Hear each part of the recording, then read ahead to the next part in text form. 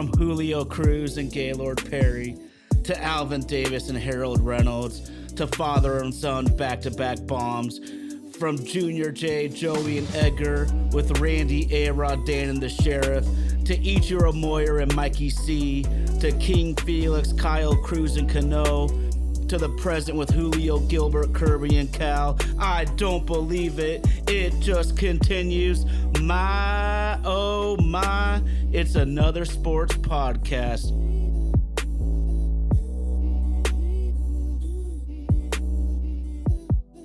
My, oh my, it's another sports podcast.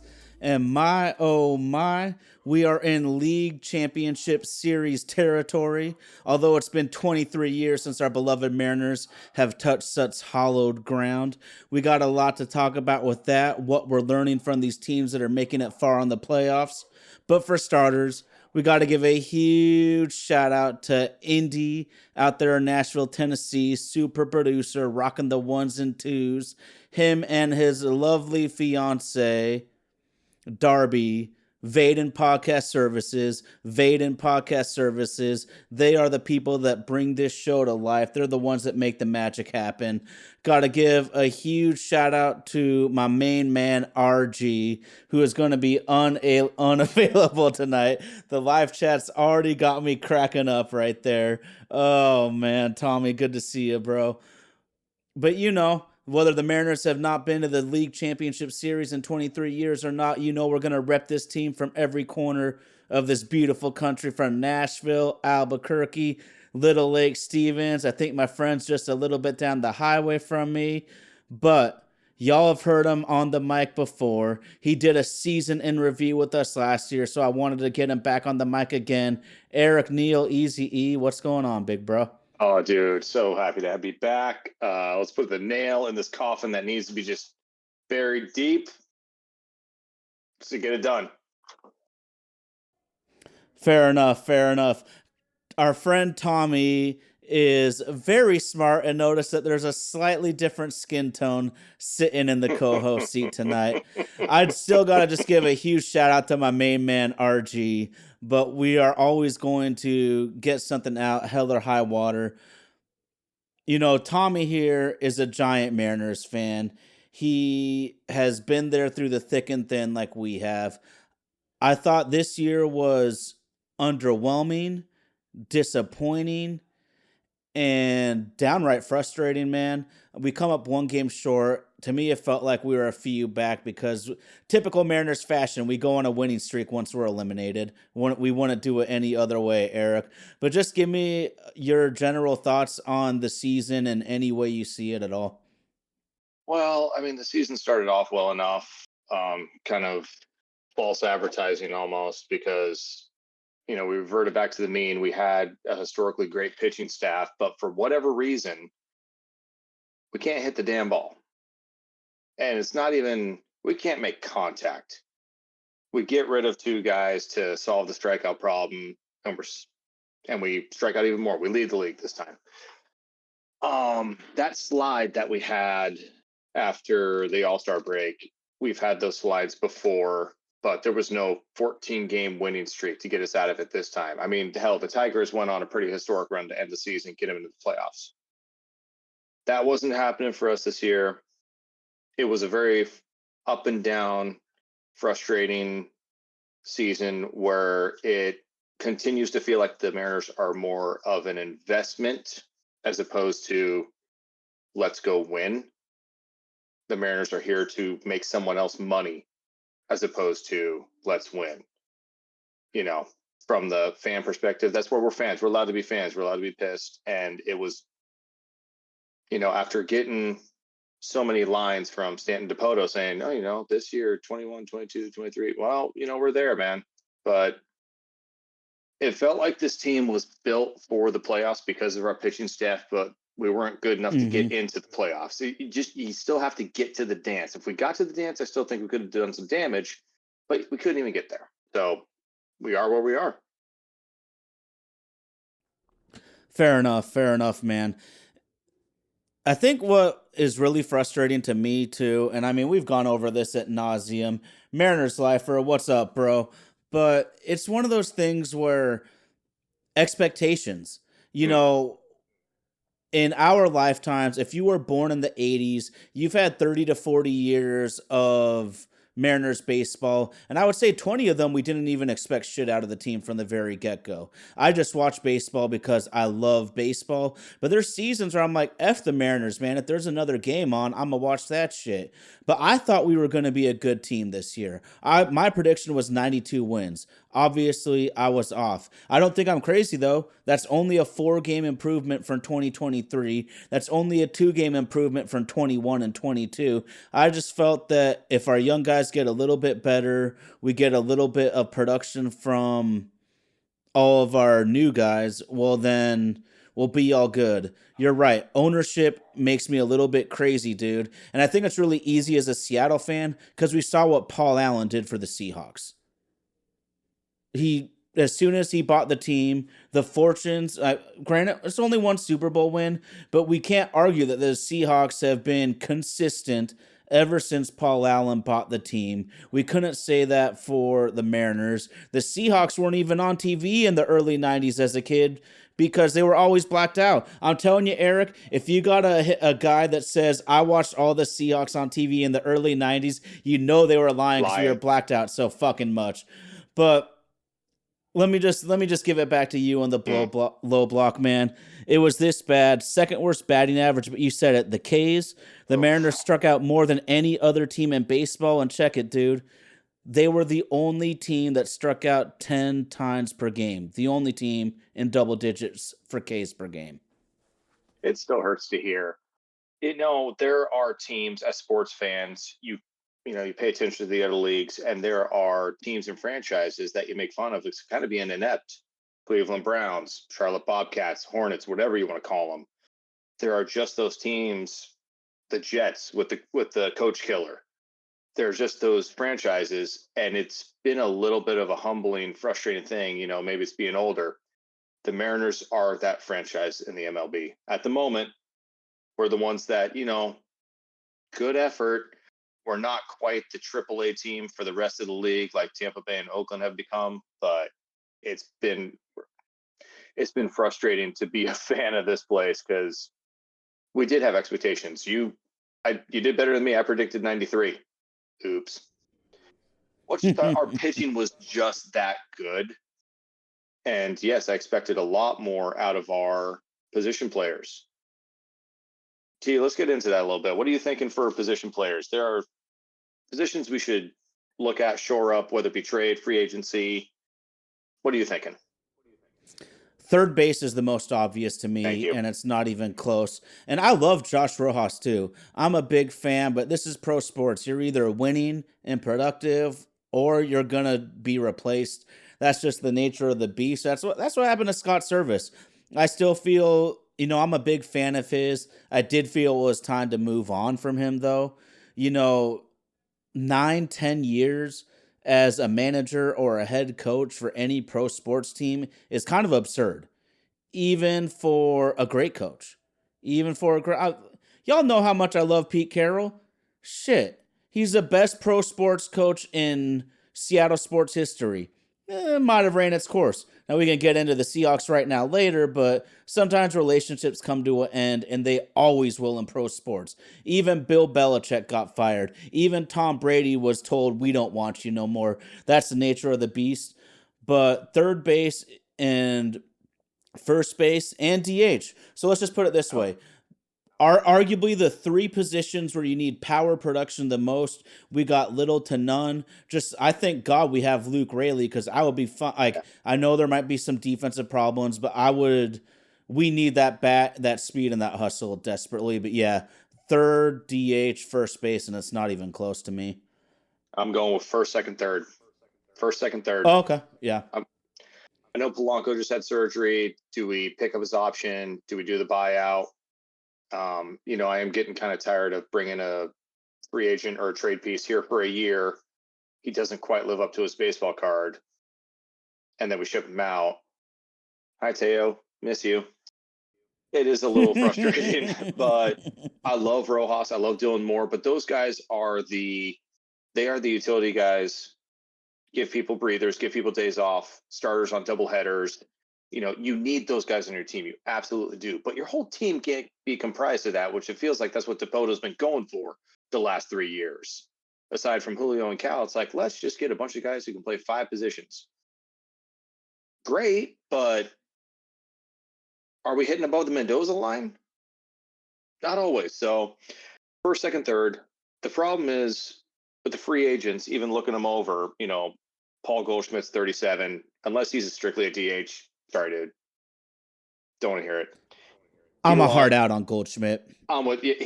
He was great, love him, but he's 37. No. Pete Alonso is, of course, the dream.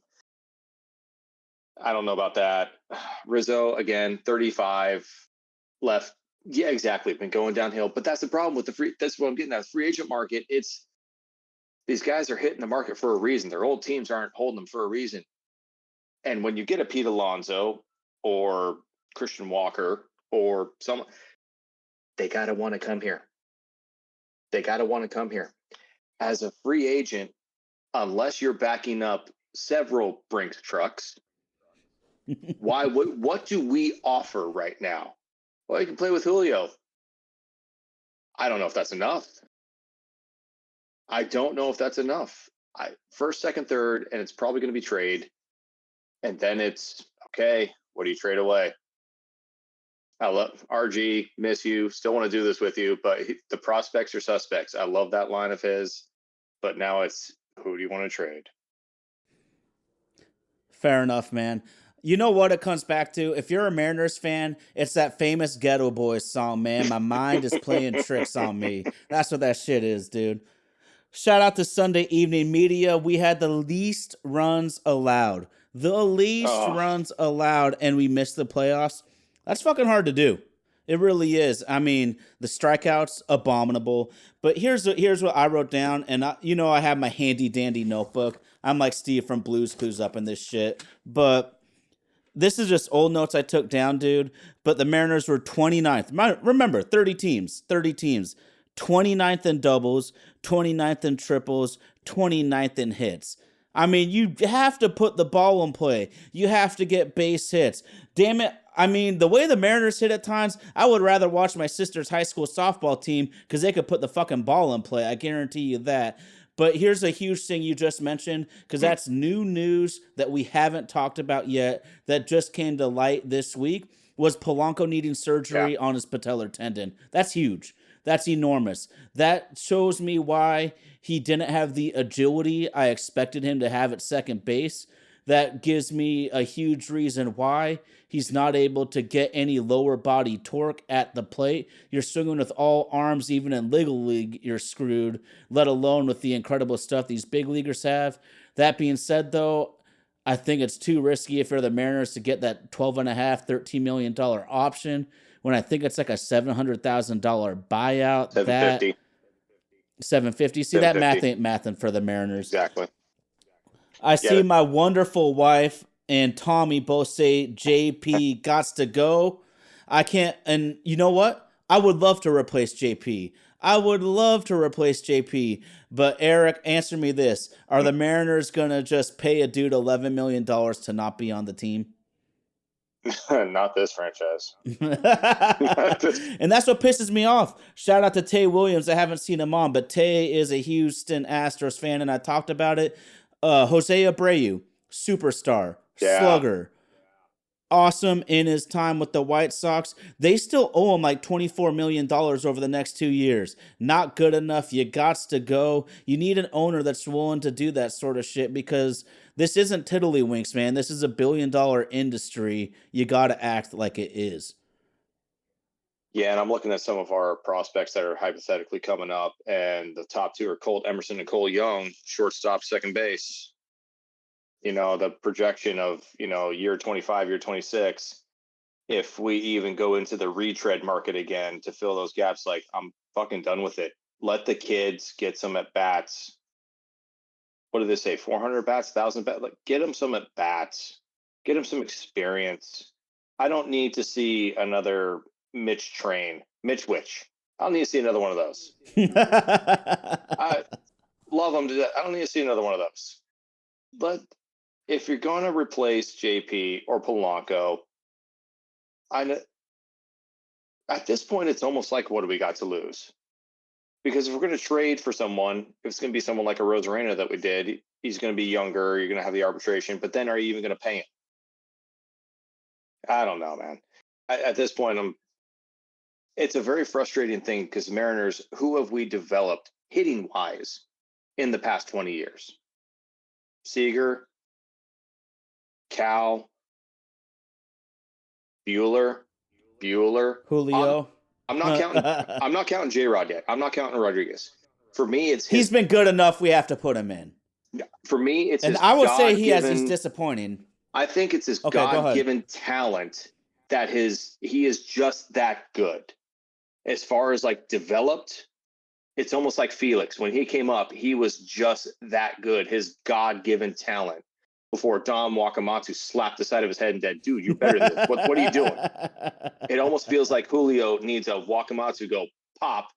Man, focus. So that's why I'm not putting him in yet, just because he is just that talented. He's just that. I mean, he's got more in a fingernail than we could ever hope for in a lifetime. He should be a perennial MVP candidate. He 100%. should. So, yeah, no, I hear that. I hear that. The lack of developing hitters is very worrisome because it's not just Dipoto. This has been a Mariners problem. And for whatever reason, in the current Mariners iteration, unless it's in this one little spot, don't swing. Okay, now you're down 0-2. Next guy, down 0-2. Nick. I stumbled across this week when Pete Rose, God rest, was talking to A-Rod and Frank Thomas. Guy who's gotten more hits than anybody. Maybe you should pay attention when he talks. So control what you can control. You're having trouble with the curveball? Step up in the plate. Step back in the plate. Forward, back, choke up, choke down. And the one thing I loved, he was like, don't change your swing. These guys that are tinkering with their swing constantly, like your swing got you to the big leagues. Move up in the box. Move back in the box. Now, I understand different eras, and comparing eras, I'm pretty sure only exists to give ESPN people a job. But hitting the ball, like, forget singles, doubles. We can't even make contact right now with the amount we're striking out. And it feels like whatever they're doing in this organization, they're overcomplicating it. Again, fan view. So simple it down. I don't know. And maybe we can develop some hitters for the first time in God knows how long. Okay. So I'm going to say one thing, though, too, is if you want to have your homegrown talent, you got to keep your homegrown talent. And this is what's funny is because I'm a proponent of generally trading for proven guys. But you can't just completely sell out. But I guess what I'm getting at here is I see Mariners Life are saying, was Ketel Marte in our system? Yes. Ketel Marte went with Taijuan Walker to Arizona for Mitch Haniger and Gene Segura. Yep. That's honestly the proverbial win-win trade. If the Mariners make the playoffs in that Cano Cruz era with Hanny and Seager and Segura, that was a good squad. Just like this year, even though I felt it was kind of a cheap way, like I said, one game out. They one game out, win 2 more games and you're in. But let's just you traded Ketel Marte. He might be the best hitting second baseman in baseball. And then let's go back further to the Bavasi era. I know you're going to remember all of these names. Adam Jones. Yeah. Correct. Then to Baltimore for the dark. Sin-Shu Chu. We traded Sin-Shu Chu, and we traded Asdrubal Cabrera. So look at that, man. If you still, and they were all in about the same time period. If you still have Asdrubal Cabrera, you still have Sin-Shu Chu, and you still have Adam Jones, that's a core that you can fucking win with. You can just, kind of like we have right now, what's so frustrating. The Mariners have a great, great young core, but we can't fill in the rest of the puzzle pieces well enough to make it come together. Ketel Marte with a career 280 average Mariners lifer. Oh, shit. 280? Man, do we even have a single dude that hit 280? And just really quick, Eric, when you were just talking about the Pete Rose back, forth, side to side in the box, choke up, choke down. I saw one Mariner consistently do that this year, and he was the surprise best player, and that was Robles. Yeah, he did. When he got here, and I loved how much he shifted in the box. It's like, if you're struggling, don't ever let a pitcher tell you you're in a slump. Adjust what you can adjust, control what you can control. I should make it a slight amendment to my have we developed hitters. Any hitters that we actually kept. And that didn't pop as soon as we freaking traded them. Fair sec. And maybe they don't Marte, pop. Maybe they don't pop if they didn't leave. Maybe they had to leave to pop. Who knows? It was very interesting here. I'll go back to it a while ago when Teo was talking about the batter side. It was just an interesting conversation. I don't know if there's anything to it, but even if for some miracle of God I got to stand in the batter box at T-Mobile, I wouldn't freaking know what I'm looking at. It was like, is that what he couldn't concentrate on? But I loved that Robles shifted and adjusted. And where is more of that? I don't get so consumed to just doing the same thing, definition of insanity, expecting a different result. I know this is what got you to the big leagues. Keep your swing, adjust what you can. I don't know. It does make sense, but it's, again, very easier for me to say when I don't have, 100 miles an hour coming right at my knees.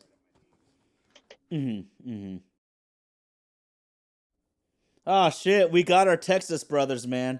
So I don't know if you knew this, but Tay and Texas Power Ranger are the Texas homies.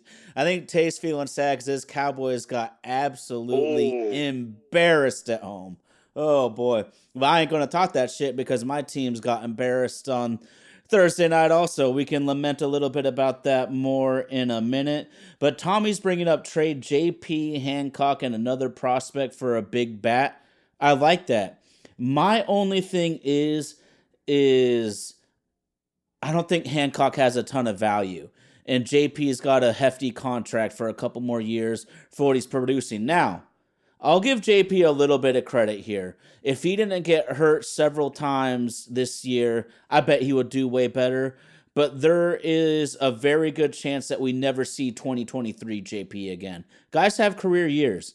That shit happens. And I think as fans, lots of times we trick ourselves to thinking that every single player's going to be on an upward trajectory until they get old enough that their physical skills decline.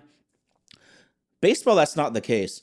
I mean, I think Ty France hit his peak, and I think JP might have hit his peak. You could probably come up with a bunch of other dudes, but we might need to pull the trigger on a better pitcher than Hancock to get the bat we really want. Now, here's what I got to ask you then. What do you think about Alex Bregman?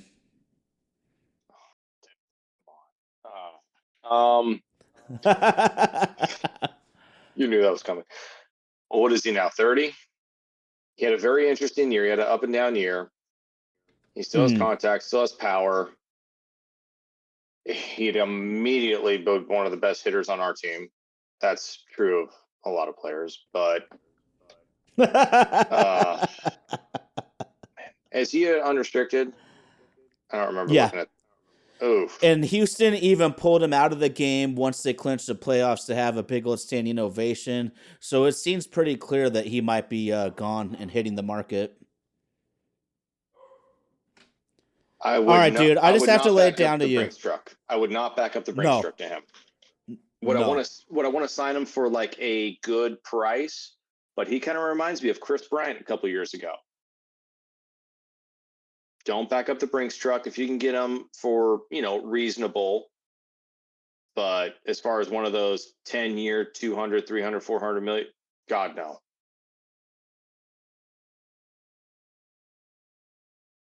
Oh, Texas Power Ranger with some, okay. Ooh, I like it.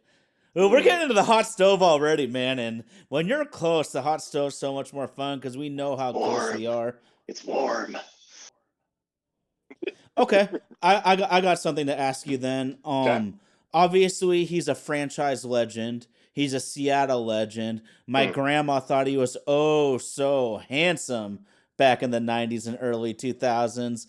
But Edgar Martinez is an absolute difference maker. When he came on the scene, the Mariners batting increased in every statistic back in 2016, I think was when he got his first run, Mm. and they had good hitting squads his entire tenure. I'm imploring Stanton and ownership to give him whatever dollar amount will make Edgar stay on full time. Because especially if you look at it from an investment side too, paying a hitting coach, make him easily the highest paid hitting coach in Major League Baseball, is still vastly cheaper than going and acquiring like 3 hitters. And Edgar can have an impact at a much cheaper dollar rate than acquiring these guys. So Stanton, freaking do it. But what do you think about Edgar and Dan when they took over? I think it helps that they are from the era that they're in, and maybe it goes back to what I'm kind of preaching is that simplicity. It's like it doesn't have to be so overcomplicated. I mean, yes, it needs to be probably a little bit more complicated than see ball, hit ball, but at the same time, get back to where's your hand positioning, get back to, well, I don't know, get back to basics. Didn't want to actually say it, but yeah, get back to basics because obviously whatever has been going on is not good enough. Not even close. And when Edgar's been here, it's made a noticeable difference in hit. And even if there's a couple line drives that you just absolutely smoke right at someone, okay, you're getting the bat on the ball and you're hitting it hard. It will drop in, you will get through, keep going. I want them to keep Edgar because it has made a noticeable difference. It felt like when they hired Dan, like that was the hire. It didn't seem like there was going to be a search this offseason. Everything that I was hearing, reading, whatever, like, nope, Dan's our next manager. There was going to be no search during the winter meetings or anything like that. So I'm kind of going into it as I'm already thinking that Dan is our manager. I, wasn't sure if he actually wanted the gig, to be honest. He does stuff with Root Sports. He does stuff with, the Mariners, but I wasn't sure because that's depending on your life situation, that's a grind. It's a very big commitment. But from everything, it sounds like it. So, I mean, what were we, 21 and 13 with those two? I know it's a small Yeah. sample size. It's a small sample size, but you have to start somewhere. So it's like, oh, they don't have all these years of experience. It's like, well, the only way you get that is by doing. So you know what? I don't see any reason not to keep them. This should be the hitting coach and the manager Mm. for the next couple of years. Well, here's the thing, dude. Dan is the coach, or Yeah, Dan is the manager. yeah. Like, there's no more interim tag. The question is Edgar. I want him. Keep him. Edgar only promised to be here till the end of the season. That's why I'm saying we got to be the fucking Godfather and give him an offer he can't refuse because we know that the baseball travel is a grind. And then Mm. so we're always talking about getting better hitting coaches as Mariners fans, dude. So I looked it up at some point this season, a list of all the hitting coaches in Major League Baseball. I think I recognized 1 or 2 names. And Oh. there's something we know that's happened in all sports is that a lot of these guys have made so much career earnings and coaching is such a grind that why take that grind, how like we see more famous football players become high school coaches compared to pro coaches, like tons of famous football players have become high school coaches. Deion Sanders is the exception. The grind is real, so we got to give Edgar enough money to get in here.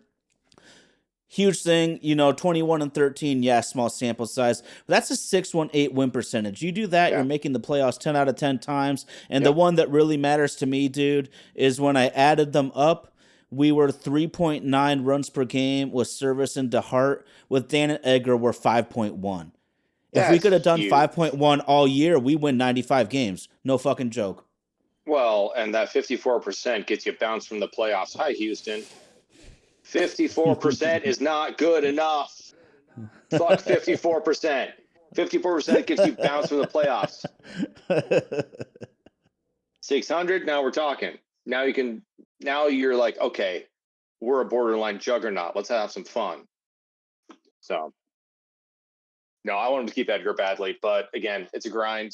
I'm curious how many hitting coaches are some of the players that kind of teetered out in like single A, double A, triple A, but they just have that love for the game.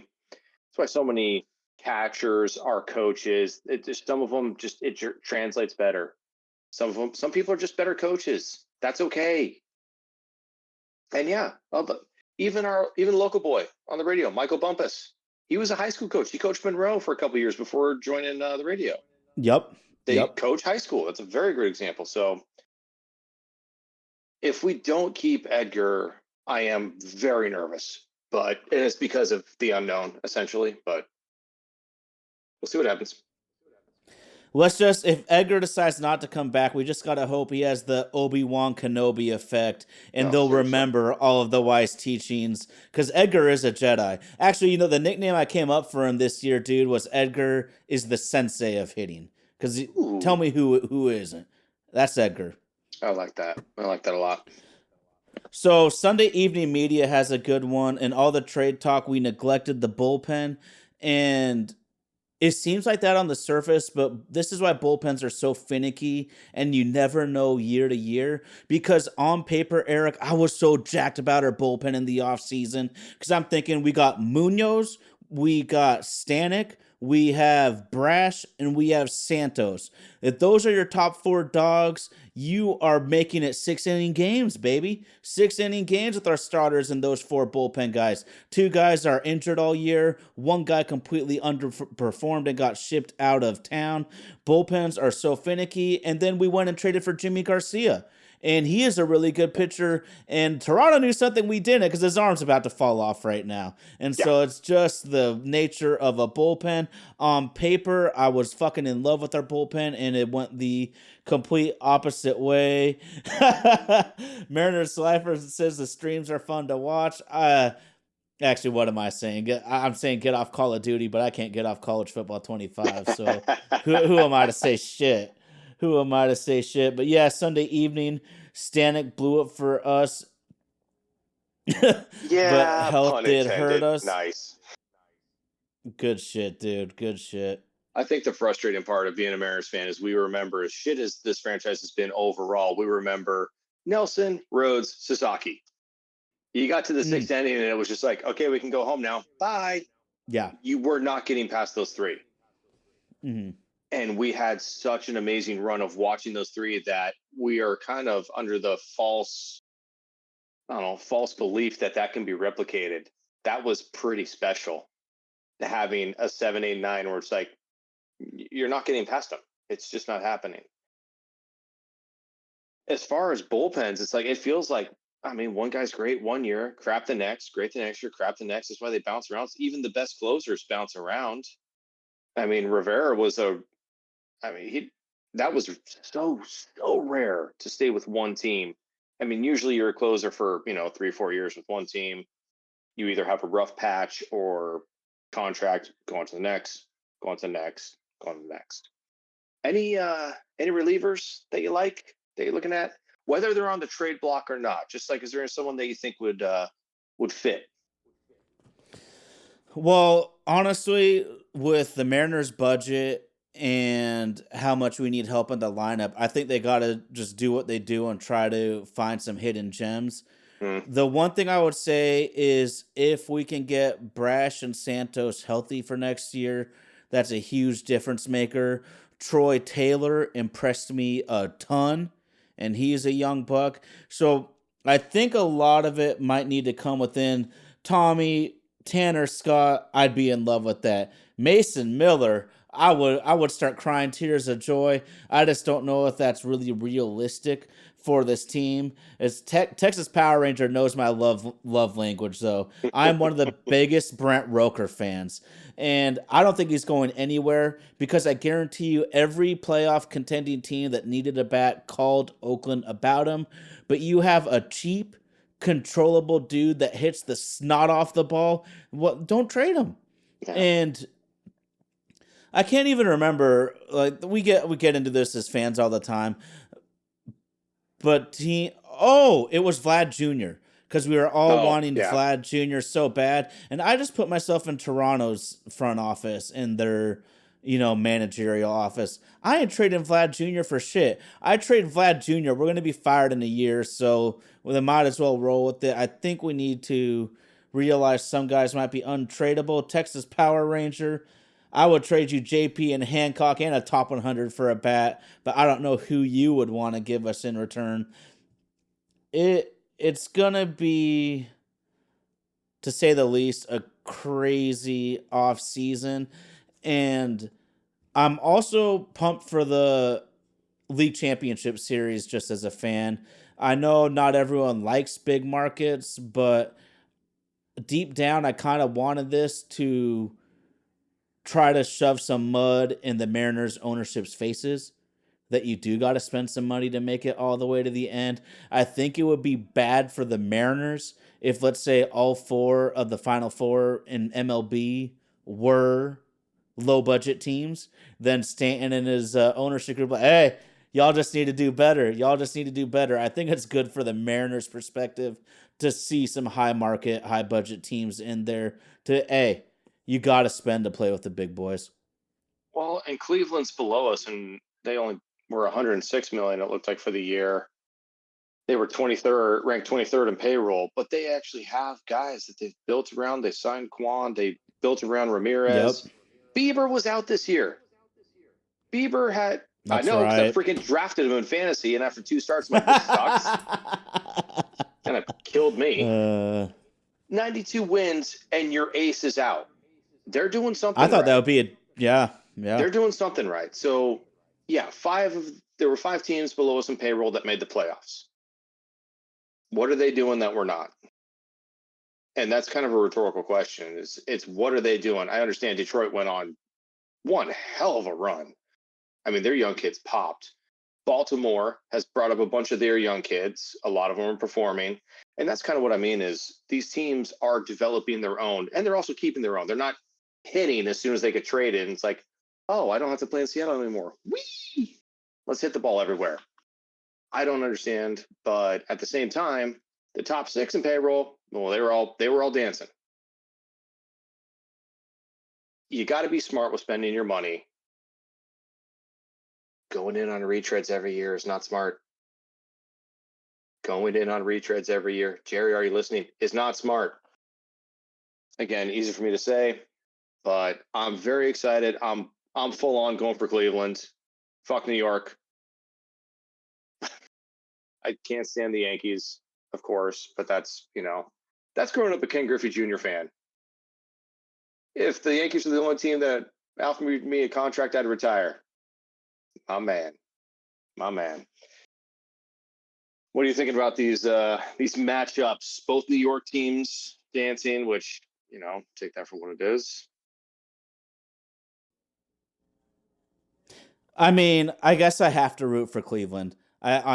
Because my wife's grandpa is a diehard Indians fan, and Oh, yeah, I okay. said Indians. Well, yeah, Kill that's me what they for are. it. Yeah, they're definitely behind the Ohio teams. I think some of Okay. them came over to the Seahawks when they moved out here, Oh, cool. but we're talking about age here, and I just want to point this out to you really quick because this is one of my homework assignments from a couple weeks ago. Hmm.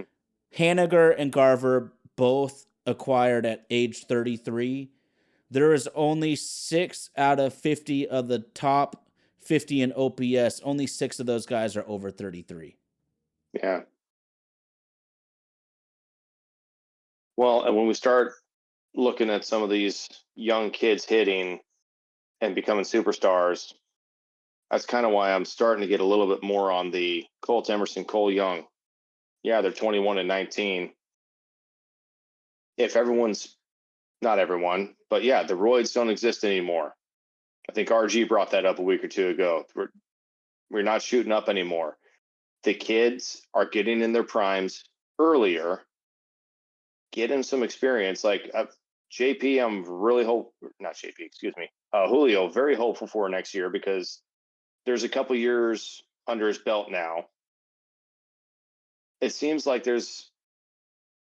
baseball's a funny one because it feels like it's a couple years under the belt and then it really clicks. I mean, shoot, even when Cal Raleigh hit, he went down that year and then came up and then started killing it. Like whether something clicks or just something makes more sense, slow the game down, more comfortable. Some people perform absolutely terrible under pressure. Some, like Cal, it doesn't seem like it matters. Game slows down. So with all these free agents, I'm not really excited about any of them just because most of their numbers are start with a three. And when you're an old guy and understand that the old guys in baseball are 10 years younger than you, great. But you got to start somewhere. And let's get some of these young kids a shot because I know, Harry Ford could be interesting because he's blocked as long as we keep Cal. You know, I'm not sure what kind of deal we could make with someone with him, but it's an intriguing trade piece. Mhm. I mean, if he stays at catcher, that's one of the most important positions in the Yeah. game. So I think there's honestly more than one reason. Like the Mariners have played him a little, given him a little outfield love, but I think everyone wants him at catcher because that's where the value is positionally. I like what Tommy's saying here, though.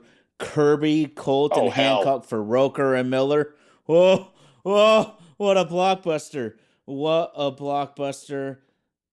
I might do it, but I think Texas Power had a great point further up the live chat where he's saying from his outside looking in perspective, the Mariners rush too many prospects, give up on them too early. And I agree over our history. They've done a good job with some guys. Now, I honestly think Kelnick is too much of a hothead Mm. to become a great player. Baseball is built on failure, so if you have a hothead mentality, you might burn yourself out. It looks that's kind of like what he does. But we screwed Kelenic over. We bring him up and put him at leadoff on a struggling team. Who the hell does that? I guarantee you, the Dodgers or the Indians would have put him at like eighth or ninth.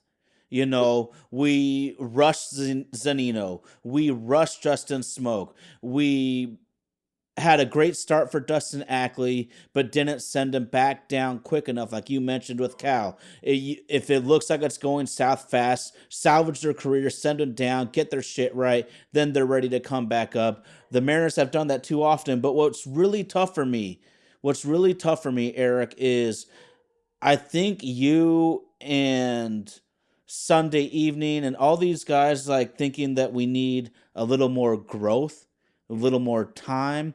You know, it would be optimal to have all these young hitters come up and then our only expensive guys are like Julio and Cal at that point.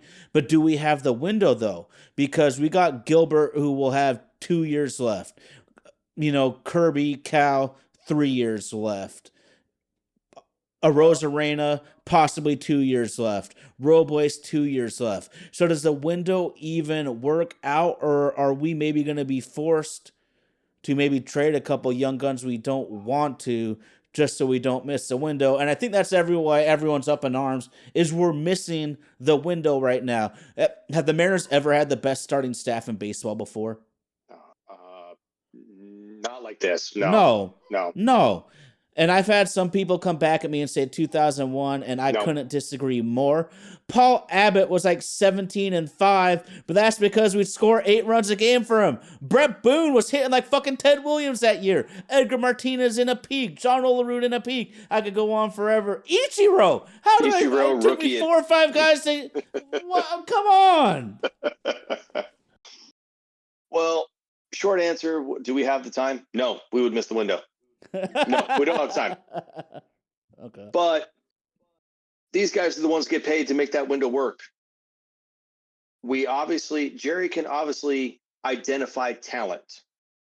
He can obviously develop pitching talent. My rhetorical question, which I don't think anyone knows the answer to, why can we not develop good, consistent hitting talent? And I'm not talking turning everyone into Mike Trout. I'm talking you got Julio, but then you also need your number 6, 7 hitters who, you know, 20 bombs, decent average, who's not just going to, it's not just a hole in the lineup. I mean, at this point, you might as well put 5 pitchers in the lineup because they're going to get as many hits. They're going to strike out just as often.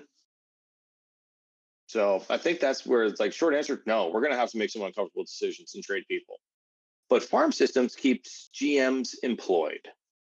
When you have a top 5 farm system, that GM is going to stay. That's what keeps them employed. I'm fully convinced of that one. You can have an average baseball team, but if you're top 5 farm system, you're keeping your job. And as a fan, fuck that.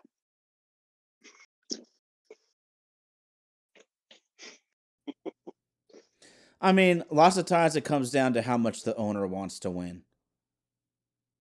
Does Stanton want to win? To an extent. That's what I always say. It's not like he Good wants answer. to lose, but you know me and RG's theory. We both fully believe that 54% is a business decision, not a baseball decision. Because what do we know? In the summer, T-Mobile Park's going to sell like a mother. Everyone wants to go to the most. It's still, what, almost 25 years later, and it's immaculate every Yeah. time I go there. It's just a beautiful, majestic ballpark. You have the Puget Sound air coming off right on you. It is just a beautiful place to be.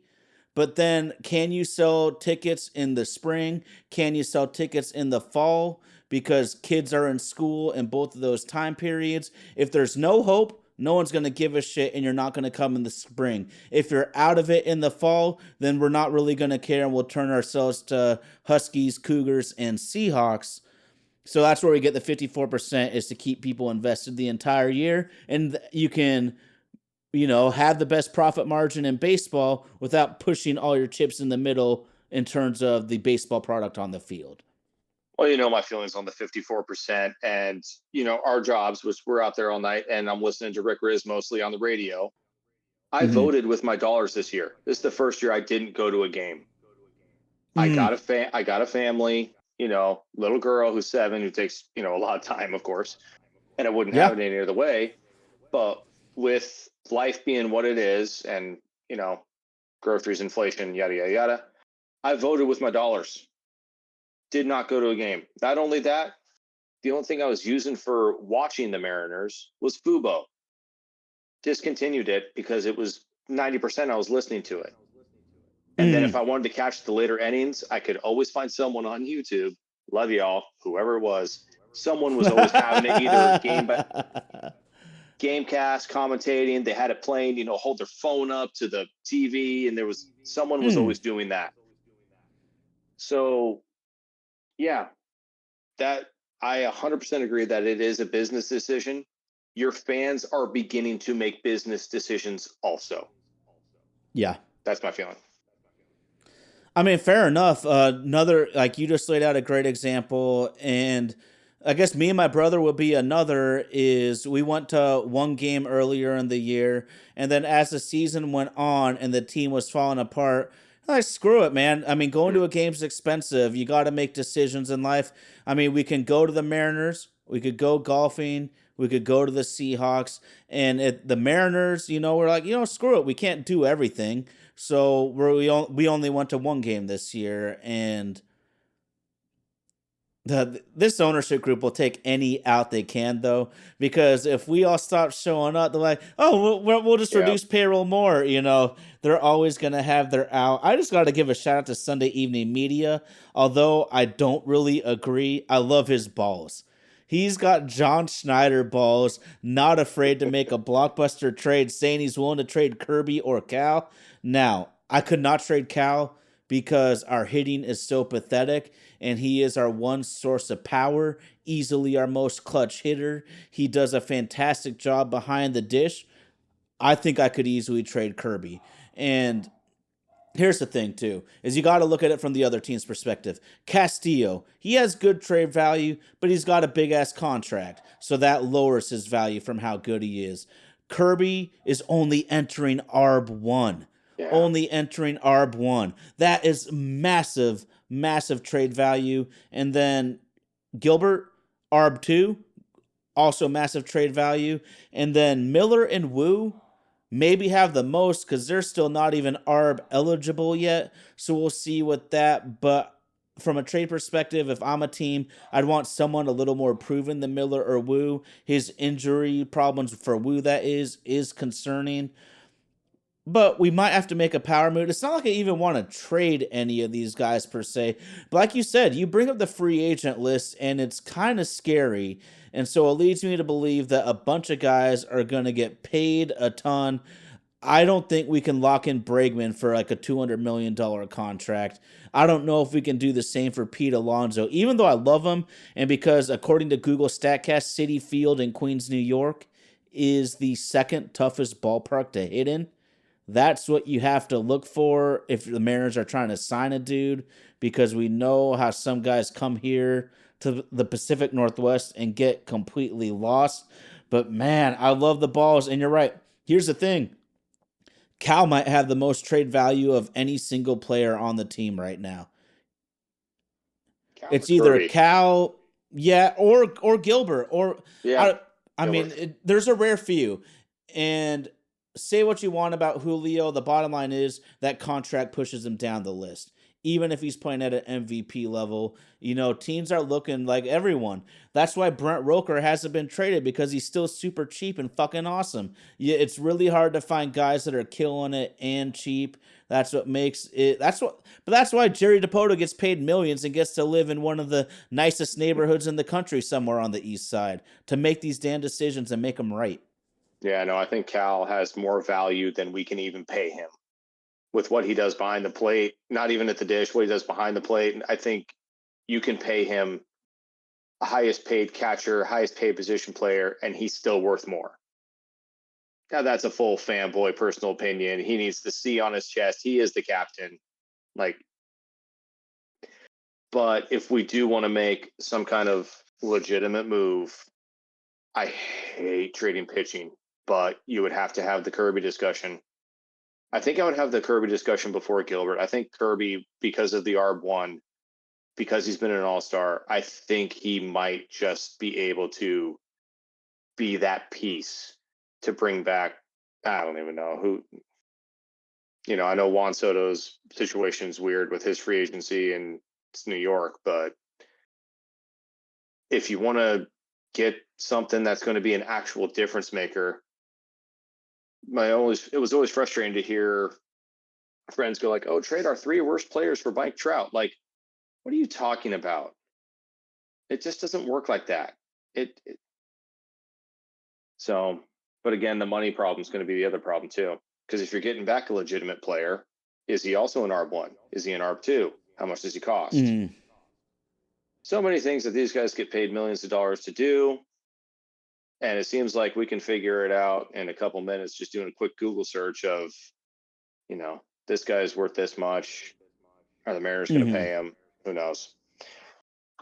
Oh, it's great being a Mariners fan. Hey, you gotta love these guys. Oh, old school. Good God. Okay, so quick flashback story. One of my really old friends who I played sports with, etc. But Hmm. he got from the ballpark, those free like handouts, the little posters or whatever, and it was you gotta love these guys. And some point in his life they pissed him off, when we were younger, and he Hmm. crossed out the love and put hate in markers. So I just always remember that one. I think I had a Sonics jersey that said "You got to love this team" with the Sonics logo, and it was Peyton and Kemp, and I love that just made its way through. And I mean, if y'all don't know, the Sonics were so much more popular in that time era. Yeah, that was the team in the '90s. That was Absolutely. the team. Oh yeah. It's funny looking back, and we haven't had the Sonics in so long, but that's how you know if someone's been around the block in the Pacific Northwest for a certain amount of time. Do they know that they're like in the 90s, especially the early to mid 90s, the Huskies football and Sonics basketball were easily the two hottest tickets in town. Oh, Seahawks and Mariners were distant third and fourth. Yes. They weren't even Yes. even when they had playoff teams, and they weren't even close. Seahawks especially, they weren't even close to what they were now. Oh no. The owner tried to move them. You remember those shirts, the Tampa Bay Mariners? Oh, that shit pisses me off. Hey, so you want to know something really cool? Shout out to Hmm. my dad. Rest in peace, Smitty. Rest in peace. But so back in '95, we're not only are they making the most miraculous comeback ever in the division, but we were fighting to keep them in Seattle, like you said. They were going to go to Tampa Bay, and so my dad and a couple of his friends were part of this grassroots organization called Hometown Fans, and it was just going out on your own free time and promoting to save the team. And I remember I went to a couple of Husky games, and I don't even know if we actually went to them or not, but we were because, like we just said, Huskies and Sonics, most popular team in the 80s and 90s for a long stretch.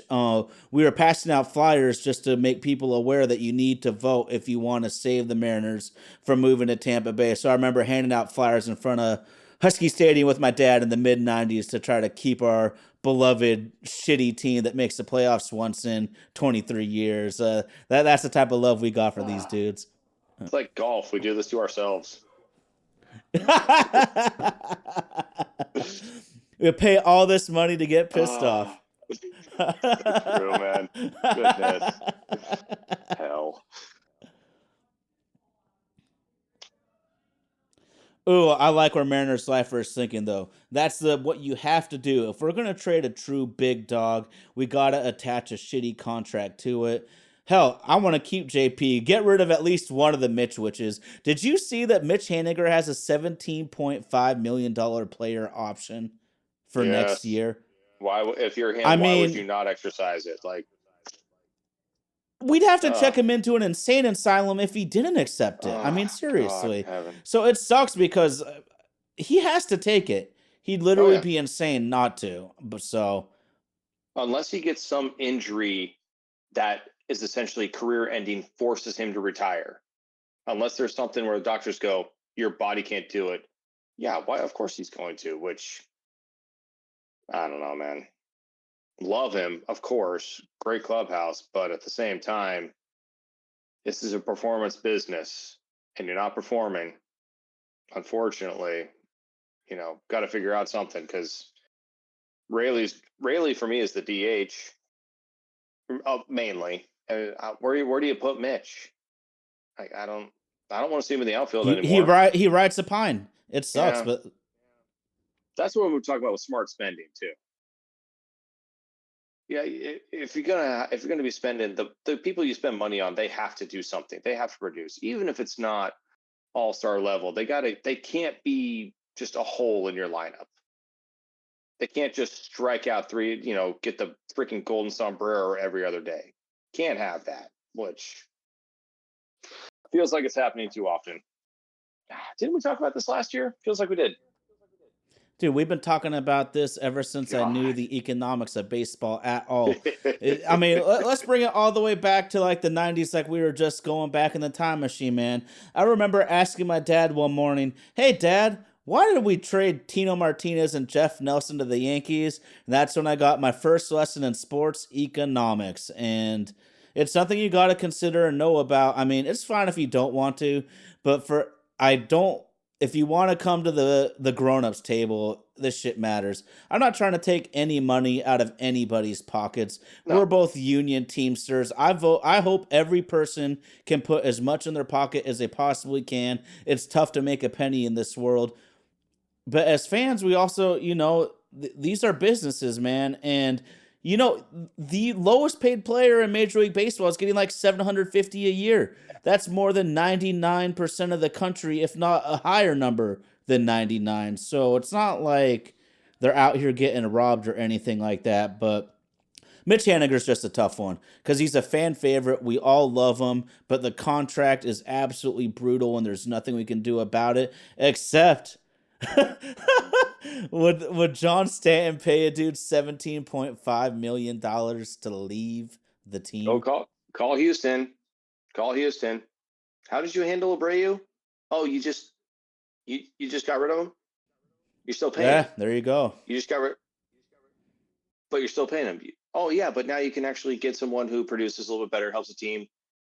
But you're still paying. Oh no, we can't do that. You're still paying him. Okay, good talk. Well, it That's kills just me to say it because I hate Houston, but that's the difference between a team that's serious and a team that's yeah, kind of a little bit serious. yeah, because you want the ownership. Like Mark Cuban's a very easy example because he obviously does whatever he can to make the Mavericks competitive. And you would hope to have an owner like that where I'm always going to make the rest. Jerry Jones, my God, put him away. At least sorry, Texas. He's doing what he thinks is right in the moment. You're never questioning his passion for the team and trying to win. He sucks at it, but you never question the passion. I think Stanton wants to win, but I think you got it right. Like, he just doesn't quite feel like it. It feels like the investment side of him can overrule the let's do anything to win side of him. And I think RG has brought it up a couple times. You would be selling Mariners World Series hats for 20 years. The investment you would get back, you can't actually comprehend. So, I don't know. Maybe that's an easy way to look at it, but that's how I look at it. Well, for me, it's like you're a billionaire. You know, you have more money than you're ever going to know what to do with. Humanity is probably going to screw this whole thing up before your money runs out, generations and generations down the line. I see you saw You see what I was something trying? funny. Hey, go take it away right now, bro. Tay Williams, love you. Jerry Jones needs to find a coffin. I have no argument, sir. I got no argument at all. That's amazing. The live chat never fails us. Tommy doesn't love Mitch. I get it, but I do. And for what Tay's saying, I hate to agree, but he's right. That Jose Abreu DFA is what a championship organization does, holding on to the double Mitchwich because you can't get yourself to pay that money to guys not on the team. 54%. I wish we were 54% this year. We were like 52 or so. 54% might have even gotten the job done because it was a league full of a ton of parity except for the White Sox. So, oh God. Well, and we've seen the local team when Pete Carroll took over kick guys to the curb that had giant contracts. Hushmanzada. Yep. You're not going to fit in. See you later. So we've actually seen it locally, and it does pay off in the long run. Mm-hmm. Yeah, it's ripping off a hell of a Band-Aid, but you got to do it. The further you put it off, the more you become the 2024 Mariners.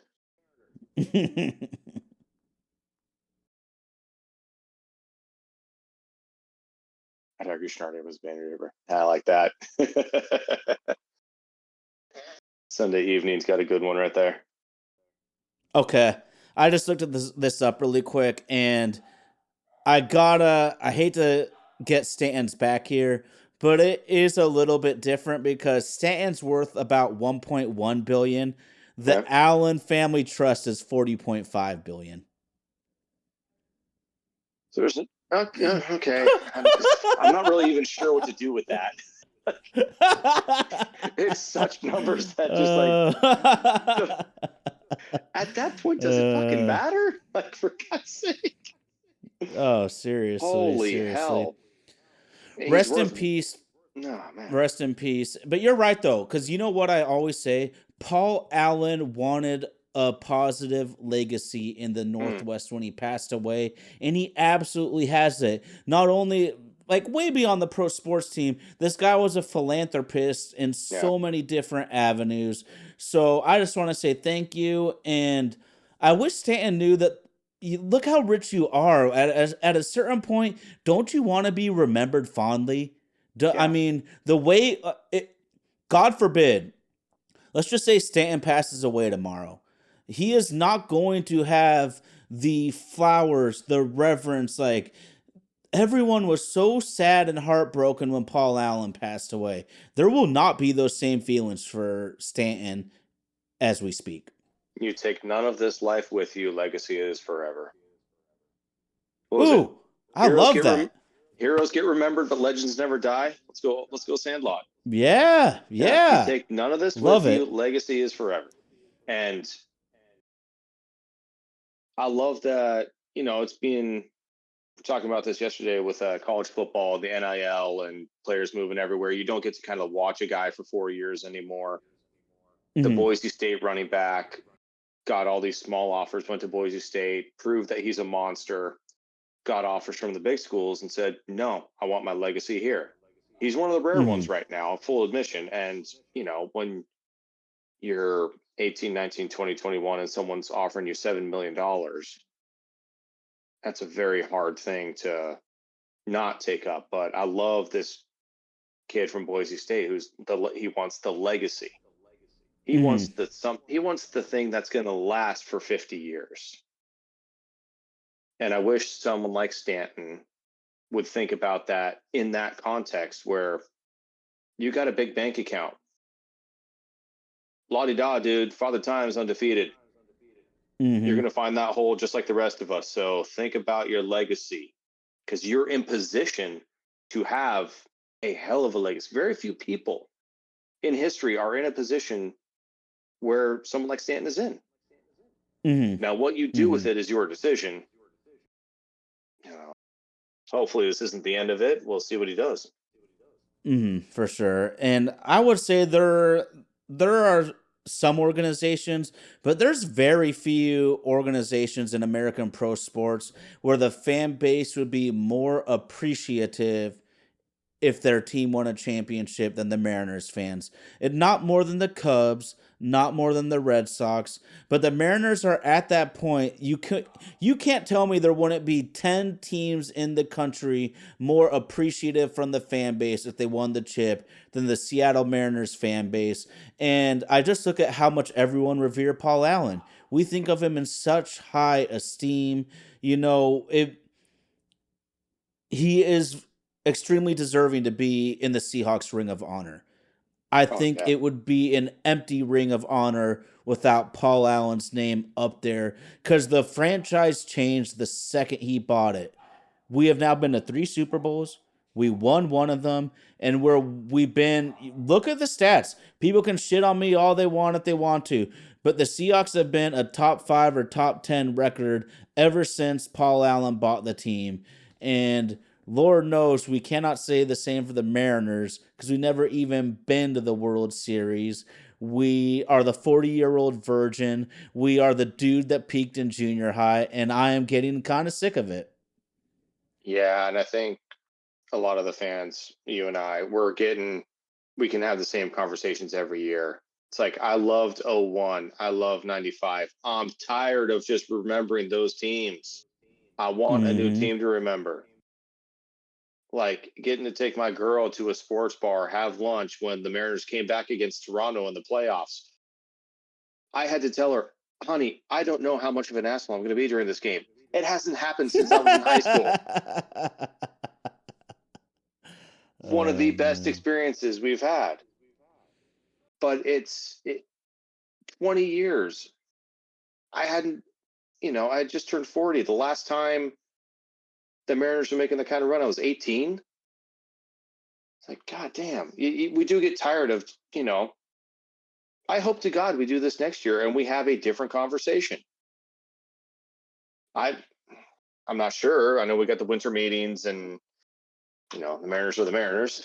They find a way. They find a way to coog it.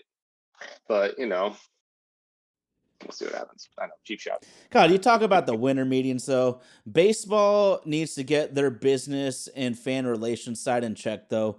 They have all of these playoff games in the middle of the day where no kids and most adults can't watch it.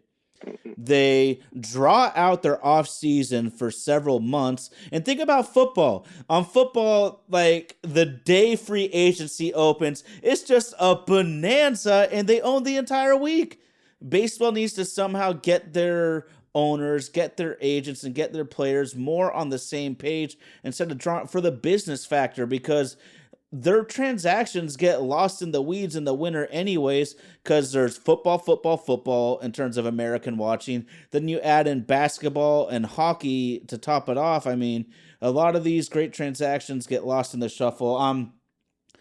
Going off on a tangent here, dude, and we've been rolling on the Mariners so hard. We might need to have you on another time to talk some football because we've been just going hard. But I love it though, man. And it's nothing personal against anybody else because I love football. I really do.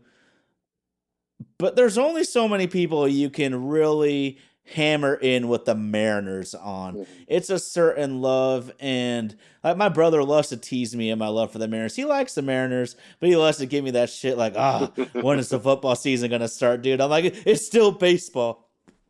Well, and I can tell you the phrase is why football is more popular than baseball, and it just has everything to do with their free agent period. Baseball calls it winter meetings, right? Football, legal tampering. Who the that freaking tells you everything. Fair enough. Dude, I Like, love it. I absolutely love it, man. well, and you can tell like it was been a rough time rooting for the local teams to where I'm usually, joining you in some Mariners or Seahawks attire. I went F1 tonight because we got F1 next weekend in Texas, and I'm like, you know what? Huskies, I'm appreciative as an old guy that it was at 9 a.m., but holy hell, did they get railroaded? Nail in the Mariners' coffin. Seahawks are playing teams that have capable quarterbacks, and it's showing. hmm Yeah, a rough couple weekends. And you know what's crazy too? Just to touch on the Seahawks quickly Okay. is what's funny too is she's telling me like a hurry Oh, up, yeah. and I mean, so we got both things coming here, but with the Seahawks, dude, everyone's yelling at each other about Geno or the offensive line, Okay. but I also wonder why we're not complaining about the run defense when we're giving up like 180 to 220 rushing yards per game. I mean, these teams are playing Madden on easy on us, and this is Mm-hmm. NFL football. You like it's startling, it's scary, it's a problem we've seen for a couple years now. Maybe we just need to pump the brakes a little bit and realize we are going through a pretty major scheme change from Pete Carroll to Mike McDonald. And I mean, the Yeah. offensive line needs to play better. I don't even want to get into it necessarily, but it's flabbergasting to me that for some reason everyone wants to concentrate on Geno and the O line when our run D is so porous. All right, let's take 10 minutes on it. So, defense, what? 27th in the league, yards allowed. You play fantasy football still, right? Oh yeah. Anytime I see a running back going against Seahawks, I'm like, yep, I'm playing him. Now I know against Detroit, basically our entire defensive line was out. We do we don't have the depth yet. We're going through the transition. We're going through the 7 and 9 and trying to win the division right now. We just do not have the depth. It is about as close to a rebuilding as you can be without fully rebuilding. Like you got a new coaching staff. Yeah, and our defense the first 3 games, yeah, we're 3-0. We didn't play anybody. We played Mo Picks, a New England team that almost has drifted down to the studs. Excuse me. Oh, yeah, I have to have a little fun with the Ducks quarterback. Sorry, guys. And then Miami, which I don't know if they were just putting out walking corpses or what at quarterback. And then you get into teams that are well coached, good schemes, good players, and struggle. We just don't have the depth yet. I love Geno. We ain't winning a Super Bowl with Geno. We're not. We're not. I love him to death. He is a better version of Seneca Wallace. He is a very capable backup, borderline starter. He, I love, one of my buddies at work. Oh, he got to the Pro Bowl. Tyler Huntley got to the Pro Bowl, homie. Mitch Trubisky got to the Pro Bowl because the top 5 guys go, yeah, that ain't worth my time. I absolutely love him, but you would have to have around him is like Tampa Bay with in the 2000s with Derek Brooks, Simeon Wright, just all these just Warren Sapp and all these monsters. We don't have that right now. So I think we do need to, pump the brakes a little bit because I don't think we're near as good as those first 3 games started. Where the turnovers are very worrisome because that's something that overall is kind of controllable. And Gino's getting That's picked my off. problem. Yeah, Gino's getting picked off. Dude, if you get sacked, I think that we're being maybe Gino in the offense, and I mean the buck stops with the quarterback. Hmm. And I get how bad the offensive line has been at times. Huge shout out Charles Cross. That guy's been freaking Been a awesome. monster. He's been Love him. everything you could absolutely hope for from a top 10 left tackle. If I ever hear one more fan try to compare any top 10 left tackle to Walter Jones, I'm going to lose my mind. That's the same reason I don't compare Julio to Ken Oh, Griffey Jr. Some guys are just so high up on the pedestal of Hall of different. Fame greatness. That they're in a different category. We don't judge them to that. That's not fair. But sacks are okay. They're a lot better than picks, and we have Yeah. arguably the best punter in football to top it off. Yeah, we do. And it's especially the last couple of games where we got behind, there was no sense of balance at all. Do you see how many times Gino attempted passes? Like, I don't want Gino throwing the ball 50 times. Are you nuts? If I see him throwing it 30 times, I'm worried. Let alone, like, I'm 30 of 51. Oh, yeah, we lost. I don't have to read anything else.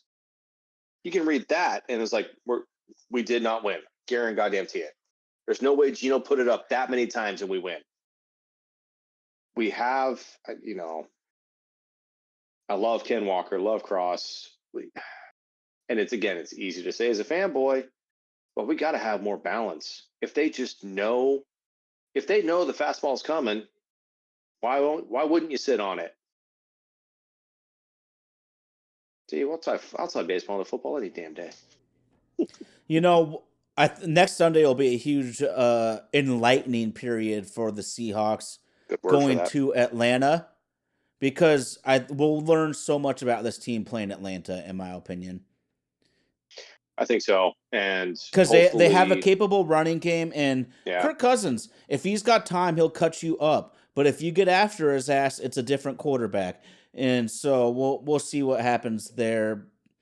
I also really hope we get Byron Murphy back that's because huge. I don't know, but all I know is since he got hurt, our rush defense has been abysmal. It was pretty damn good when we had him in there. With him and Leonard Williams clogging up the middle. I mean, we remember Mm-hmm. Cortez and Sam Adams clog up the middle. Oh, dude, I don't have it all. I have a Cortez jersey. I'm that kind of guy.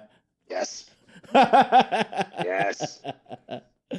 Shout out to my Matsumoto grandparents. So Oro wheat bread back at that time, they would put a Seahawks trading card in every loaf of bread that you would buy, and my grandparents always bought Oro wheat bread, but they were so terrible. I have like countless Cortez Kennedy Oro wheat cards because he was the Oh, only one that kids would want. that's wonderful. I didn't know they did that. That's cool. Yeah, well, you grow up in a certain time period, I guess. We're getting old Yeah. out here. We're getting old. Oh gosh, yeah. So yeah, I Yeah, guess Tommy's right. Murphy getting doubled frees up Big Cat, frees up a lot of dudes. We gotta get Boye Mafe back and healthy. Derek Hall. I mean, there's so many dude, negatives amongst Seahawks fans.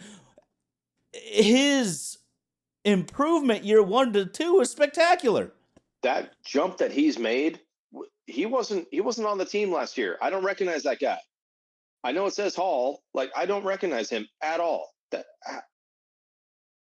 Mike McDonald, that he can coach defense, and I do think without Williams and Murphy, that's a problem. I think you've brought it up countless times on our Super Bowl team. The D line did not get the credit they deserve because without them, Yep. the Boom, Wagner, and KJ, they're not doing what they can do without those four Mm-hmm. doing what they can do. And it wasn't Oh four; yeah. it was our Super Bowl year was 8. They rotated And like they were all hella Averill, good. Averill and Bennett weren't even starting. Yep. They rotated in. I think it was Averill Bennett that led the Seahawks that year with 8.5 sacks. We didn't have anyone killing it in sacks, but you heard the footsteps. That's a great point with Kirk Cousins. If he starts hearing footsteps, gets a little happy feet, that clock speeds up a little bit. I know he's a veteran. He's got, been around the block a little bit, rattle him a couple times, because with Mooney in London and Bijan, he'll cut you up a little bit. So that it will be a very intriguing game. Yeah, I'm just looking here, and Mariners Lifer and Texas Power are both right. I mean, the quarterback's the most important position in all of team sports, so I mean, there's a reason they get talked about so much. Yeah. One disappointment I've had this year is I have been on the Cam Ward trade to be a Seahawk for 3 years now, and he's played so goddamn well in Miami. He's going to go too high for us to pick him. Yes, he is. I worry about that. As a Husky fan, I always kind of keep one eye on the Cougs, just because, especially with the way the college football landscape has changed and how they've screwed over Washington State, Oregon State.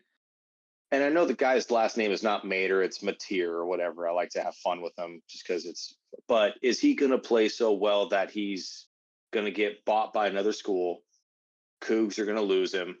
And then he pulls a Cam Ward where he kills it for whatever school he goes to, shoots up the draft board. It's hard to see some of these kids not doing that and say no to that. I mean, Cam Ward, like you said, Oh, oh yeah. man, depending on where we finish, that's reasonable. But then you get teams that draft a quarterback number one, throw him behind a shit offensive line, and they're garbage. Or you get a team who can actually plan for the future and draft a guy and sit behind Alex Smith, not be an inept franchise, and now they've won 3 Super Bowls. So, I would love, we need to draft Gino's replacement. I would love to do it while he's still here. I would love to give a guy some time, because something that doesn't even get talked about, a lot of these teams with the realignment of college football, they're struggling when they have to travel coast to coast because they're supposed to be students. Give me a break. When they're a year under these quarterbacks' belt, not even of just learning the system and throwing to the guys, a year of just learning how to travel, of how to get your body clock if you get drafted by San Diego or Seattle or San Francisco, and then you go to New York, Jacksonville, get your body clock on the right time. Learning how to travel and distance, learning how to go through the preseason, the off season, the whole schedule, depending on if you go to the playoffs. Like, that is a long season. I think there's so much value in drafting a guy while you still have your, let's be fair, your holdover, and let them learn just how to be in the NFL, how to travel. And then in addition to the system and your players and your schemes and coaches. But I think that's one of those things that's not talked about enough, is these kids need to learn how to keep their bodies healthy, minds healthy, traveling coast to coast. And now freaking, where are we at? We had a game in Brazil, London, obviously. Well, we got Germany. Mm-hmm. I feel like I'm missing Mexico something too. City. Thank you. Mexico City, yeah. I was like, I'm missing something. They're going all over. They're getting close to going all over the damn globe. It's weird when you sit on a plane for 10 hours, how tired you are. It's a very strange feeling. So learning how to do that effectively is one of those skills that the rookies need to be taught that just never gets talked about. I'm not quite sure why. Well, I'm the biggest believer ever that teams ruin young quarterbacks all the time, and that 100%. situation matters a ton. Like, I absolutely love Russell Wilson. I absolutely love what he did for the team. But if he went to the Browns in that 2012 draft, he doesn't become Russell No. Wilson that we all know. Like, but he went to a team with the best power back in football, one of the top 5 or top 10 defenses of all time. Mm-hmm. That's how you bring a quarterback along. Does every single Jets young quarterback suck? Or are they doing something wrong? Our homie on the live chat, Texas Power Ranger, is a Houston Texans guy. CJ Stroud, unbelievable quarterback. I've loved him for a long time now. But they give him a premier left tackle. They have Nico Collins. They draft Tank Dell. And then what? Oh, we're not satisfied with that. We're going to bring in even more veterans with, Mixon and Stephon Diggs and Schultz. And, there's ways of doing this, and teams ruin young quarterbacks all the time. Although I think Geno won't be on the team next year. He's going to have a big contract raise, while it won't be very punitive to cut him in relation to what his salary will be. So I honestly think he's on borrowed time at this point. But hey, then let's draft a quarterback and put Sam Howell out there. He'd be capable enough to show him the ropes. I mean, yeah, he led the Agreed. league in picks last year, but he had a lot of touchdowns too. But the point is you're absolutely right. Stop ruining these young quarterbacks. They need help to reach the heights they are. I mean, there's only a couple of high pick quarterbacks ever that overcame their shitty franchise. And Yeah. all I can think of is like Peyton Manning and Andrew Luck for the same team for some odd reason. But I mean, it's very rare that a quarterback can just lift a shitty team out by himself. You need to build up around him to make it happen. And then once he's hopefully in 5 years, when he becomes a 50 or $60 million player, he's good enough to carry guys on his back, so to speak. Different era. It's not meant to be a dig. Sorry, Cowboys. Troy Aikman. 1 in 15 his rookie year, but they built it. Emmitt Smith, Michael Irvin had great defenses, bringing Jimmy Johnson, yada yada. I don't feel like there's that time for development. I mean, we're such an instant gratification society now that unless you are just coming out of the blocks and lighting it up, it's like, well, what's wrong? Like, what's wrong? They're human. People learn at different speeds. You can bring this back to baseball. People, it clicks at different speeds for everybody. But I would have no problem having Sam Howell be the quarterback next year. And again, we're not winning a Super Bowl with him. But can you draft the guy that you can win the Super Bowl with in 5 years, and not just win the Super Bowl with, get back to, compete, be on that doorstep year in, year out? It's not 1 year. It's multiple, want to be a problem for multiple years again. I'm hopeful Mike McDonald will get him back to that. Oh, we're coming back. Yeah. We're coming back. And I mean, we have a rookie head coach, a rookie OC, and a rookie DC. There is going to be learning pains. I still love Ryan Grubb. He does Oh some my God, great yes. things. But he has had some terrible moments out there, and it's part of the learning curve, man. And so we're gonna have to give this thing a little bit of time to marinate. And I do believe in the guys that are running the ship. We do have some good players too. It's not like we're Mm-hmm. completely shitty. So that's what makes it kind of tough to find a young quarterback. But hey, this is why, like we said, this is why you guys get paid millions and live in the best neighborhoods, because you need to figure it out. Draft and develop, baby. Draft and develop. Absolutely. Well, I don't want to get too far off here, but I love Cam Ward. I also like Shador Sanders, and I know he's super polarizing. Really? Okay, Oh, that's because interesting. the media brings up so much attitude stuff, but we don't know, and I don't know how much is clickbait. So I always 100%. kind of let Yeah. that let the scouts and let the front offices figure that out. But I love that he has to work within a chaotic pocket, because so many of these great college quarterbacks are on super teams and they only play an equal team once or twice a year. So we get these Alabama quarterbacks that never have to face a pass rush for 4 years. This dude is already learning how to deal with a chaotic pocket, and that's the NFL. That's what it's really like. But we'll see. I mean, we got millions of hours to dive deep into college football players as this shit evolves. So Yeah, because even when you draft a quarterback,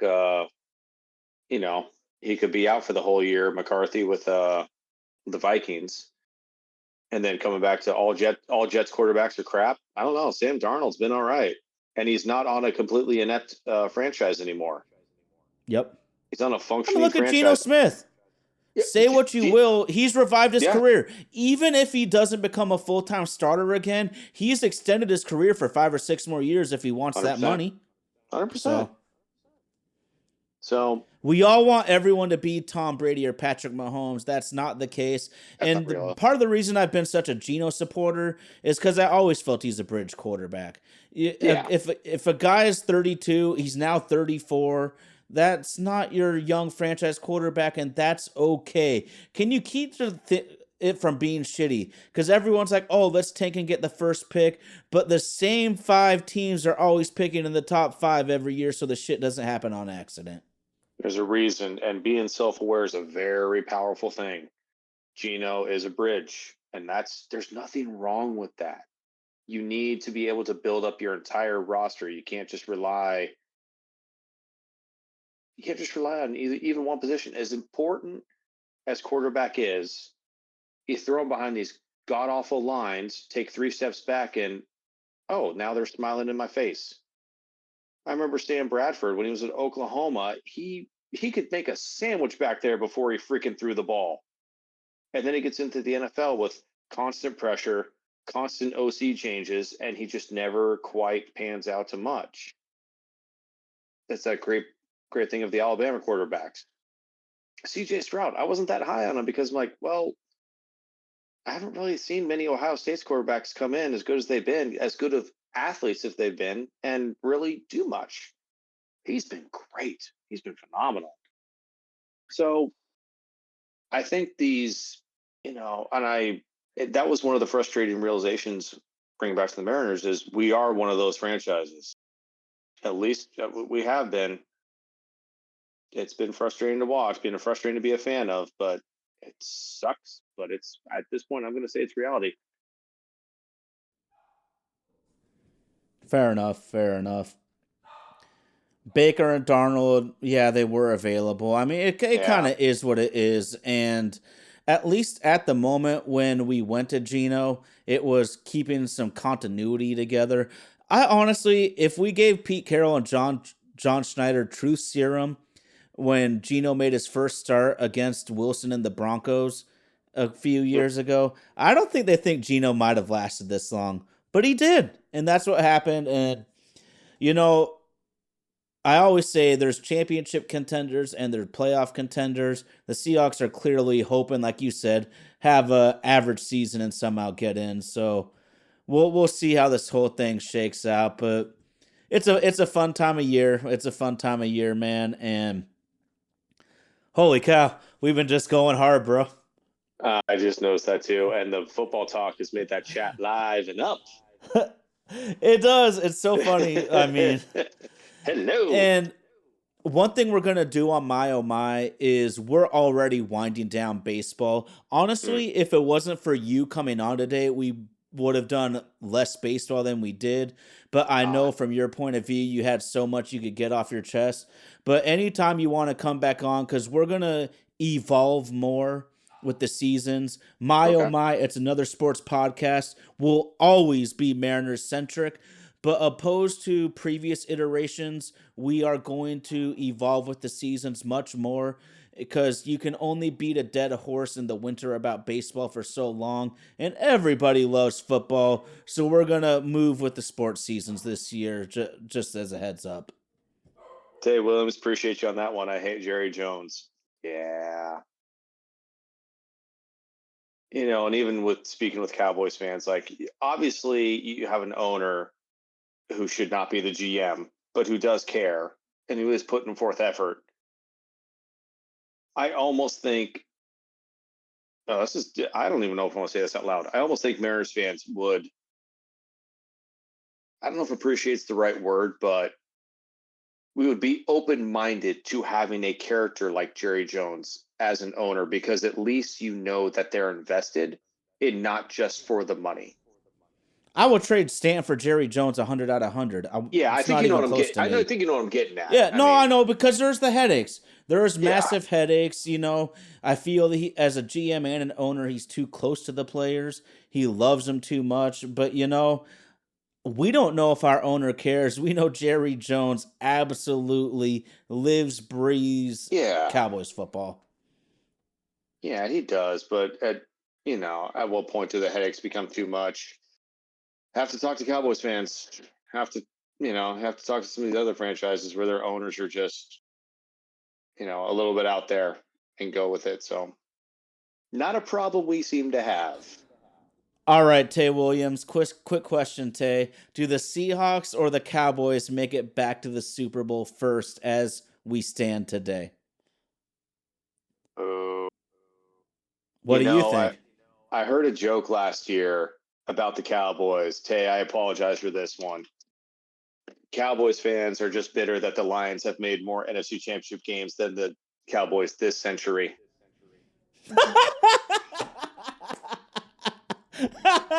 Tay with the fire, I bro. apologize, man.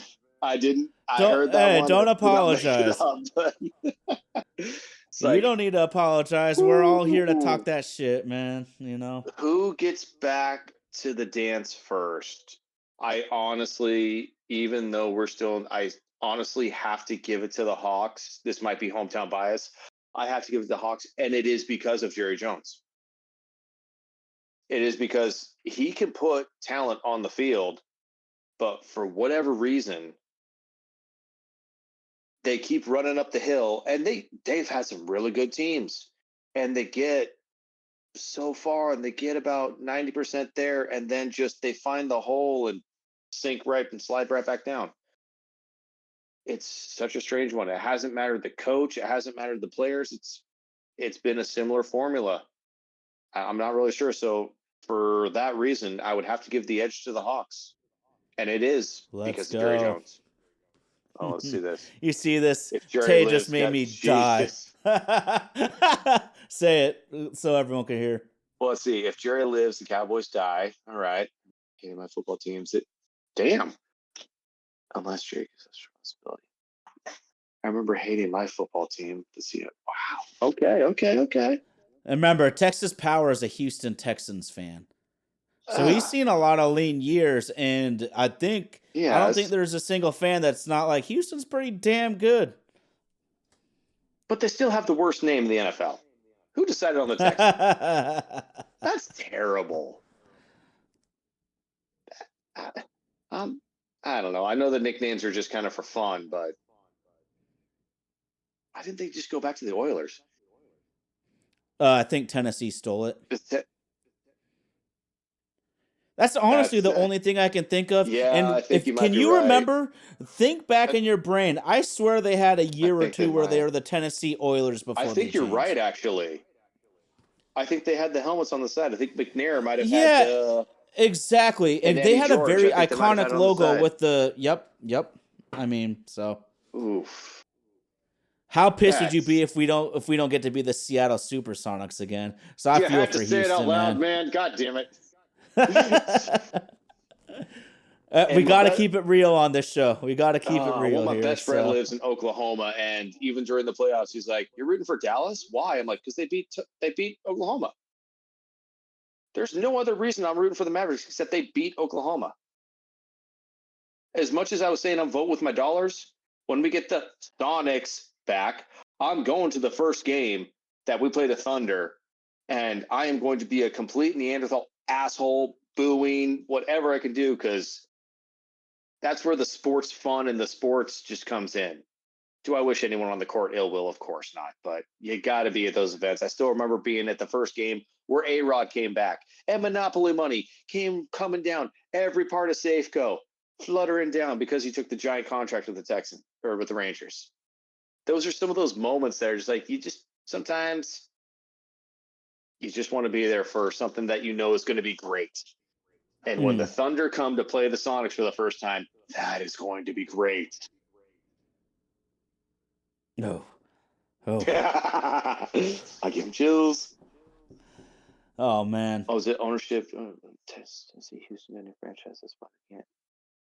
That still stinks that they can't use some of the old Oilers like history and yeah. So clearly it got taken. And so Yeah. what we're kind of hoping Texas Power is and who knows what's actually going to happen, but as we understand it, if the Seattle gets a NBA team again, then they get all of their Seattle Supersonic swag back in Seattle. I'll believe it when I see it, but I hope Oklahoma's true to their word on that. That's what they've said, that we get our history back, because anytime you see like Gary Payton leading, assist leads, I was like, Yep. give me a fucking break. Like, come on. Oh yeah. Oh yeah. All your favorites. Come on Downtown now. Freddie Brown, Oklahoma Thunder legend. Dale Ellis, Thunder sharpshooter. God's sake. Exactly. Uh, Well, man, I mean, we've been going on and on. Is there anything, Mariners, Seahawks, anything you need to get off your chest here?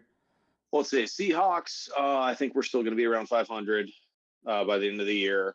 What I'm kind of hoping for is kind of like Hall and Murphy and a legit step forward for some of these young players.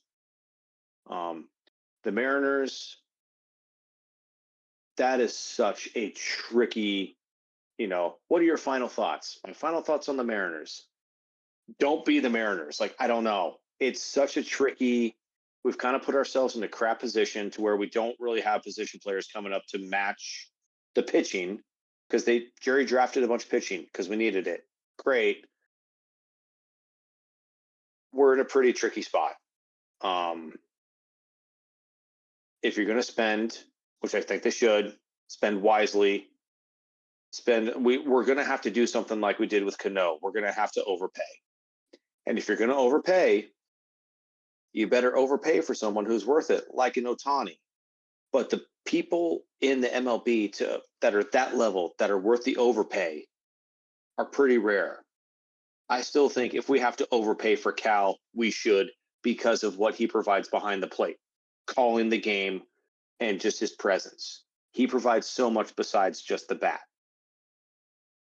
We are in a very tricky spot. I'm curious what we do. And if you ask me, do I have a lot of faith in it? No, I do not, because I'm a freaking Mariners fan. Well, history tells you to have little faith, but I'm a believe. I'm a believe. We're Believe gonna get big. it done despite. Oh, go there you go. Oh man. You want to talk about a slogan that backfired? I think "Believe Big" might have even been the slogan when they became the first team to lose 100 games on $100 million payroll. The Sean Figgins year, yeah. Oh, God. Oof, there's a name. Wasn't that great? Well, y'all, it's been a blast, man. It's been a blast. My man Erik is always bringing so much knowledge, so much fun. We got to give a huge shout out to Indy out there in Nashville, Tennessee. I know that you've had some friends and some people that you care about going through some crazy times with the hurricanes down south. So I just want to give our heartfelt thoughts out to your friends and family that have been deeply affected by these crazy hurricanes down there. But Indy and his wonderful fiance Darby, Vaden Podcast Services, they bring this show to life. Like I said, Erik, Easy E, it's always been amazing to chop it up with you. Got to give a shout out to my amazing wife, Katie, for all the help she does on the social media aspect. And of course, the live chat. Erik, you need to say something, man. This live chat is something else. They bring so much fire and energy to the show that they have become an equal part of it, in my opinion. Dude, so you guys are usually for those of you who don't know, I'm a UPS driver also, and I mainly listen to podcasts. It kind of keeps me going throughout the day. On Tuesday mornings, driving out to route is when I listen to my boy here, and they always reference the live chat. I don't always get to watch it on Sundays because, family, 7-year-old daughter, she takes a lot of time. All good. This live chat is incredible. Like it is so much fun seeing the live chat. I gotta say it's a little helped by the Jerry Jones, just I'm gonna drop a deuce on Jerry Jones printouts, always a good time. I love that. Katie, thank you. Indy, thank you. RG, I cannot wait to do one of these with you. I do not have the lyrics like you do, my man. I don't have that skill. Love you, buddies. I hope you're safe wherever you're at. And again, thank you guys for having me back. Cannot wait for next time, because at this point, I think it's safe to say there's always going to be a next time. Fair enough, man. Well, you said it, man. The live chat brings the fire. They drop knowledge. Their jokes are freaking hilarious. Love everyone in the live chat. But of course, my co-host, the notorious RG, can't be replaced, but we try our best not to let the car crash without you here. Try to get you back in the batter's box next week, dog. But y'all know, Ty Talks, my, oh my, it's another podcast. Get at us, people.